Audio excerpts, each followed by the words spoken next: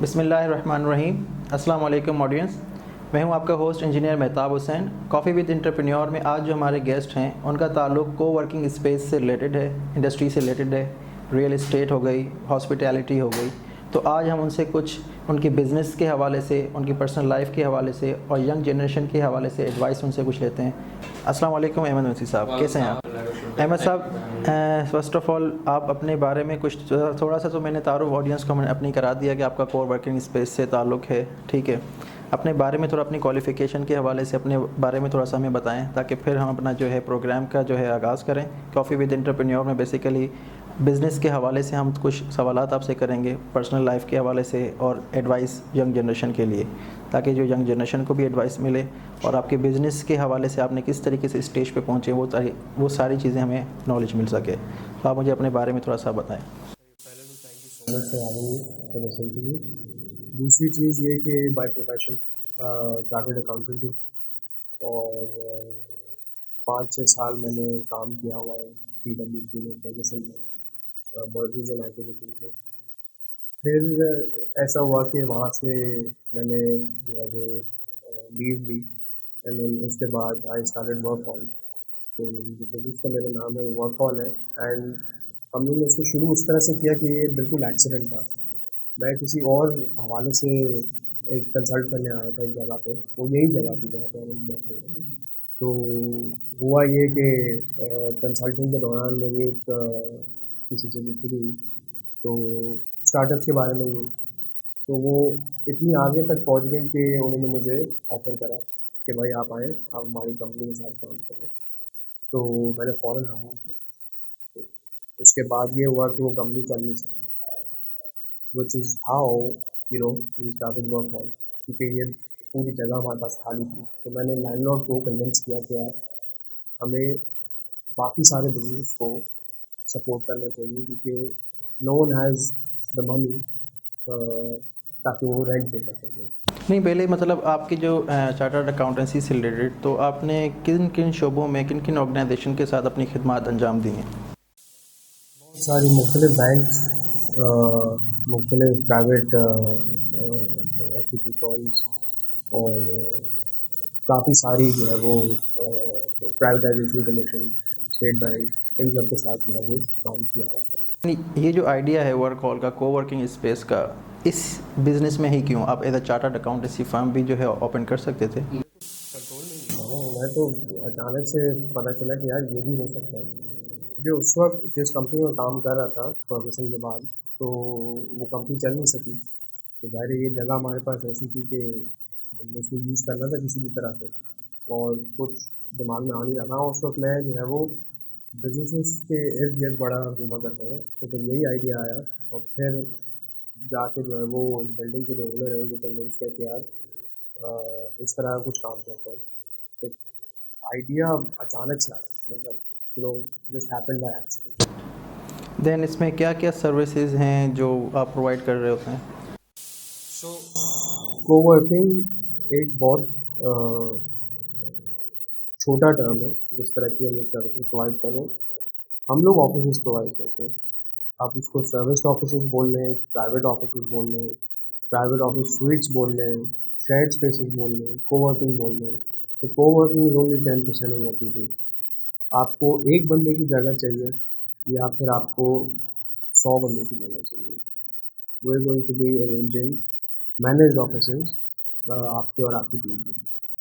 तो अब इसमें आपको कुछ करना नहीं पड़ता। हमारा मॉडल जो है वो प्लग एंड प्ले है। प्लग एंड प्ले से मुराद के आपको हमने चाय, पानी, electricity, janitorial services, generator, furniture, AC, सारी चीज़ें, internet, security, conference room, meeting room, ये सारे आपको प्रोवाइड करते हैं with just reliable cost per month. तो इसका सिलसिला ऐसे ही चलता है। तो जितनी बड़ी कंपनी होती है, पर रूम के हिसाब से या फिर पर बंदे के हिसाब से हम लोग चार्ज करते हैं।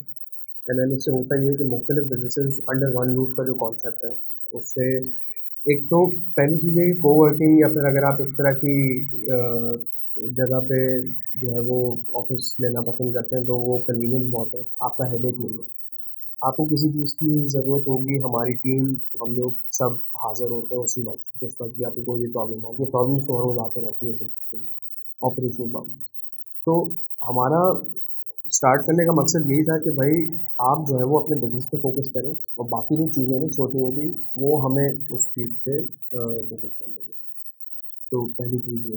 दूसरी चीज़ क्रॉस पॉलिनेशन ऑफ आइडियाज़। कोई 80% हमारे जितने भी मेंबरान बैठे हैं उन्होंने अपने साथ आपस में जो है वो बिजनेस ट्रांजैक्शन या फिर they very often get into business with each other. तो ये चीज़ जो नेटवर्किंग वाली जो चीज़ है वो इसमें बहुत ज़्यादा फ़ायदेमंद है अगर कोई भी यहाँ पे आके हमारी ऑफिस में वगैरह देखे। मार्केटिंग स्ट्रेटजीज़ आपकी क्या रही हैं मतलब अपने बिज़नेस को ग्रोथ करने के लिए? टू बी ऑनेस्ट मार्केटिंग शुरू पर्सनल रिलेशन से ही होनी चाहिए और अभी तक हमने एज सच अगर मैं मॉनेटरी टर्म्स में बताऊँ तो हमने एज सच कुछ खर्च नहीं किया था। तो our strategy is just to remain very organic and word of mouth से हम लोग ज़्यादा वो करते हैं। तो obviously we have around 300 members. तो उन 300 लोगों के जो है वो गेस्ट आते हैं, उनके सबको पता होता है वो लोग कहाँ काम कर रहे हैं, तो हमारी ऑटोमेटिक जो है वो मार्केटिंग हो जाती है। और अगर आप सर्विसेज ज़्यादा अच्छी देते हैं सब लोगों को तो वो automatically it goes in our favour. जो 300 मेंबर्स हैं आपके वो किन किन जो है सेक्टर्स से रिलेटेड हैं? स्टार्टअप्स हैं, फ्रीलांसर्स हैं? Startups, freelancers, corporate companies, MNCs, Chinese, Japanese companies, Australian companies, मुख्तलिफ सॉफ्टवेयर शॉप्स है, डिजिटल मार्केटिंग एजेंसी है, फ्रीलांसर्स भी हैं, तो एक बंदा भी है 100 बंदे भी हैं। इस तरह से हमारे साथ ई कॉमर्स कंपनीज। फिर इनिशियल जो है स्टेज में किस तरह के चैलेंजेस जो है आपको फेस किया आपने? फाइनेंशियल सिचुएशंस को कैसे मैनेज किया आपने? फाइनेंशियल सिचुएशन तो अभी भी मैनेज कर रहे हैं। Cash flow management is like an everyday problem that we have, because obviously हम लोग कर क्या रहे हैं कि हम लोग सारा कुछ इन्वेस्ट कर रहे हैं for us to grow.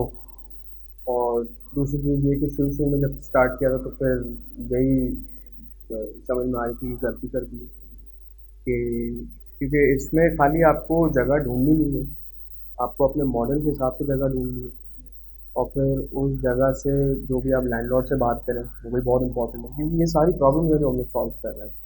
Problem इस तरह की है कि भाई अगर किसी को भी ऑफिस चाहिए तो पहले तो उसके लैंडलॉर्ड से गुजरना पड़ता है, सही है, वो चीज़ हम करते हैं और फिर उसके बाद उस ऑफिस को बनाओ।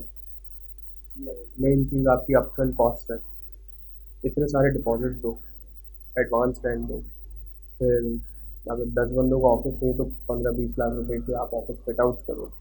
तो ये हम लोग बड़े स्केल पे करते हैं और सबसे ज़्यादा मुश्किल यही होती है हमें शुरू में जगह ढूंढना और फिर लैंडलॉर्ड को कन्विंस करना एंड देन जगह बनाना। फिर जगह तो बन जाती है, उसके बाद उस जगह को भरना, लोग भी तो चाहिए। तो इस बिजनेस मॉडल के बहुत सारे अलग अलग पार्ट्स हैं। तो शुरू शुरू में तो समझ में नहीं आता है क्यों क्यों इस चीज़ में हम लोग ने एंट्री ली, लेकिन वही ऊपर वाले की जो है वो दुआएं, सबकी दुआएं हमारे साथ। इस बिज़नेस में एज अ इन्वेस्टर कोई आपने किसी इन्वेस्टर को इन्वॉल्व किया? बिल्कुल, जो इनके ओनर्स हैं प्रॉपर्टी के, तो उनको ही कन्विंस किया था और उन्हीं से ही जो है वो एक friends and family round raise किया था हमने बैक इन 2018। आपकी आपके हिसाब से आपकी क्योंकि प्रोफेशन भी आपका चार्टर्ड अकाउंटेंसी से रिलेटेड है, एज अ इन्वेस्टर क्या चीज़ देखते हैं स्टार्टअप्स में एंड देन वो इन्वेस्टमेंट करते हैं? इंटरनेशनल इन्वेस्टर्स हों या लोकल इन्वेस्टर्स हों? आपके बिजनेस को कोई प्रॉब्लम सॉल्व करनी होती है, सही है, पहली चीज़ वही देखता है कि भाई बिजनेस मेक सेंस करता है या नहीं। दूसरी चीज़ आपका रेवेन्यू मॉडल पैसे कमा सकता है बिजनेस में, सारे जो है वो कॉस्ट वगैरह में लग जाएंगे। तीसरी चीज़ आपकी ग्रोथ, सबसे इम्पोर्टेंट ग्रोथ देखता है। लेकिन इन तीनों चीज़ों से बढ़ के इन्वेस्टर जो है वो छोटी जो कंपनी होती है, जो आइडिया स्टेज पे होती है, प्री सीड स्टेज पे होती है और even seed stage, the investor only looks at the founder कि क्या उसमें वो सलाहियत है, पोटेंशियल है तो कंपनी वो आगे लेके जाएगा। क्योंकि मेरा काम एक साइड खोलना, दो साइड खोलना नहीं है, you know, to open as many as we can. तो यही सारी 2-3-4 चीज़ें जो इन्वेस्टर्स देखते हैं। तो वर्क हॉल की कितनी ब्रांचेस आपने जो हैं करंट सिचुएशन के हिसाब से आपने ओपन की हुई हैं?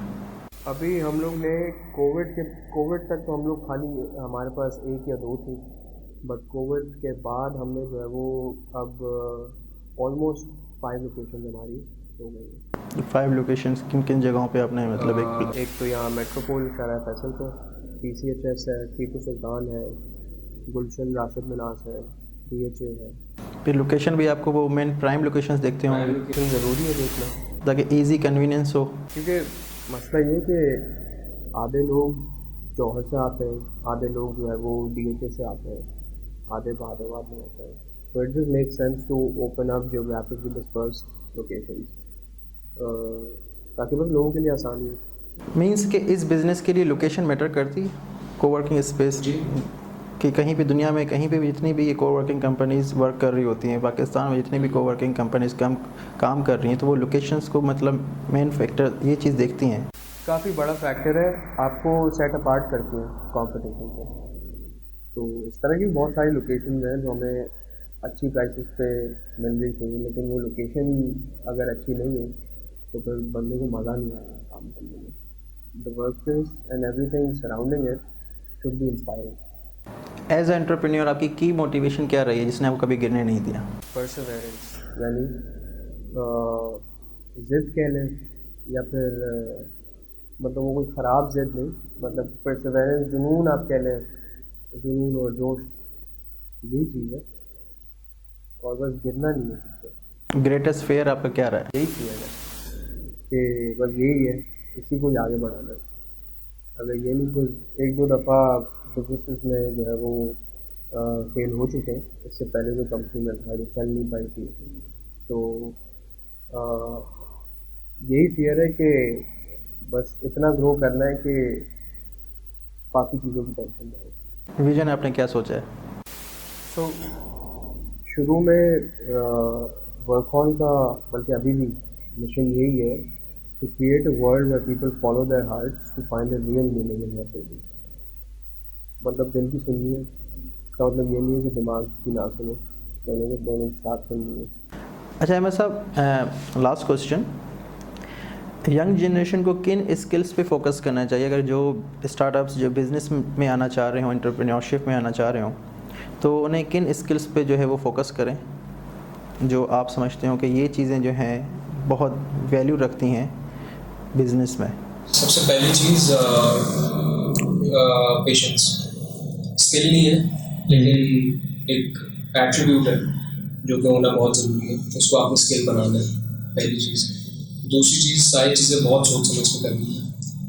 और तीसरी चीज़ के आपको नंबर्स में बड़ा स्ट्रांग होना ज़रूरी है, क्योंकि नंबर्स ब्रेक और मेक अ बिजनेस। एंड अपनी गलतियों से सीखना ज़रूरी है, ये भी एक स्किल का पार्ट है, to learn from the mistakes and to admit when you are wrong. Ego पे नहीं लेना चीज़ों को, चीज़ें अगर गलत हो तो बोलो गलत हो। मतलब अगर आपका जो है वो जूनियर आपको कुछ कह रहा हो और वो सही है तो आप माने कि वो चीज़ सही है।